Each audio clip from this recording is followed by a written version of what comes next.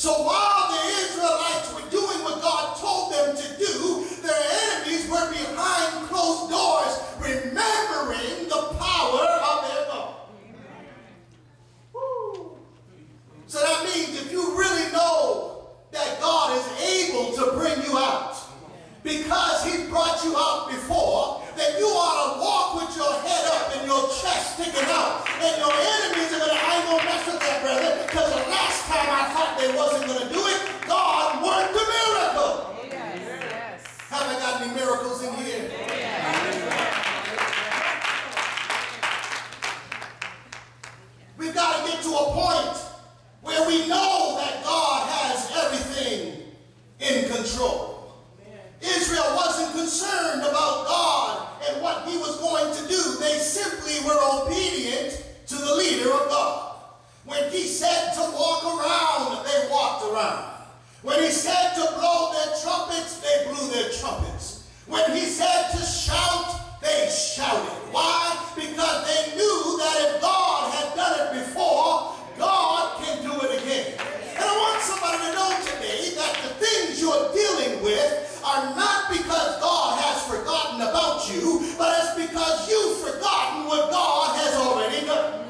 You are worrying about stuff that God already fixed. You're losing sleep over stuff God's already worked out.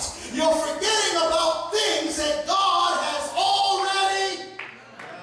You can't understand how church folk are always the ones seem so down and out and depressed. You're only depressed because you've forgotten what God has already. The reality of it is when you realize that if He's done it before, He can do it again. That's when you come to church and dance in spite of. That's when you come to church and praise in spite of. That's when you come to church and celebrate in spite of, because He's done it before. You've got to realize that the battle, I'm losing some of y'all, I better hurry up, it's not yours. You've got to realize that the battle belongs to God. So in other words, you can't take time to dwell on the tragedies of your circumstances. You can't take time to dwell on the woes in your past. But you've got to begin to think like Jesus thinks. And the way Jesus thinks is He said in His word, speak those things not as though they were, but speak them as though they are. So when you get into the mind of Jesus, you begin to celebrate things that haven't even arrived yet. You begin to give God praise while your foot is still hurting. You begin to worship Him while your head is still aching. You begin to give God a forward praise, even though it feels like you're falling backwards. Because I know if I have the mind of Christ, that no matter what I'm going through, God is able to bring me out. You've got to understand that the burdens and the trials you're facing are not punishment, but they're simply preparation. God is not putting you in a spot to punish you, but He's preparing you for a level that He wants you to achieve. God had to tell Jericho, Israel, that before I give you the city, there's some things that you must do in order to get there. And even though it seems like they didn't understand what was going on, God said it's in order that you follow my instructions right to the T. For 6 days you've got to do what I said. Then on the 7th day, not the 5th, not the 6th, not the 8th, but on the 7th day, when I tell you to march, you better march. On the 7th day, when I tell you to shout, you better shout. On the 7th day, when I tell you to blow the trumpets, you better blow the trumpets. And I want you to know that God has some of you at your 7th day. But the reason the wall hasn't fallen down is you won't shout. The reason the walls haven't fallen down is you won't blow the trumpet. The reason the wall hasn't fallen down is you stop marching. But if God said to march,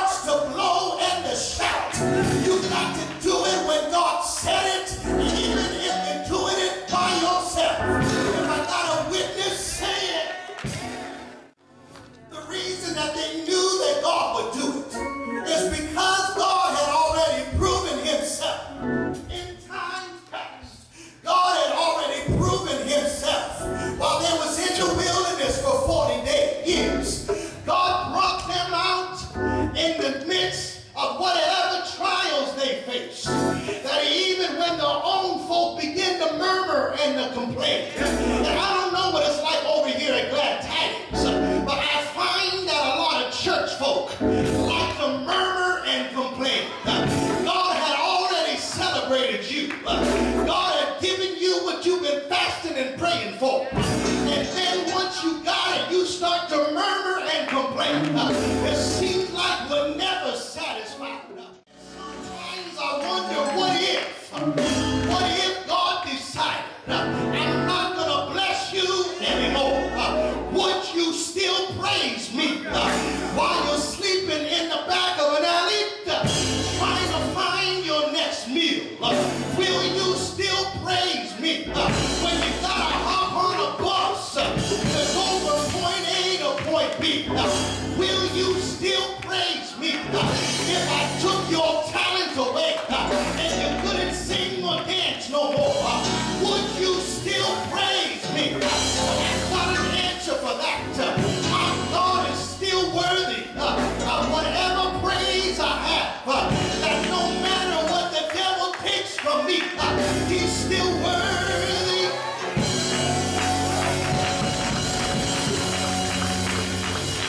There's one thing I found out, that I know who God is, and God knows who I am. I found him to be my rock of ages. I found him to be my lily of the valley. I found him to be my way maker. I found him to be my doctor in a sick room. I found him to be a lawyer in the courtroom. You don't have to tell me how good God is. I experienced it myself. I was down in sin, but he picked me up, turned me around, placed my feet on solid ground. The reason some of y'all can't get this is you're still down on the ground. But God picked me up. God picked me up. God picked me up. I found him to be a way out of no way. And one more thing I found about God. We've heard so many times. He's my Jehovah Jireh. Jehovah Jireh in Latin means he is my provider.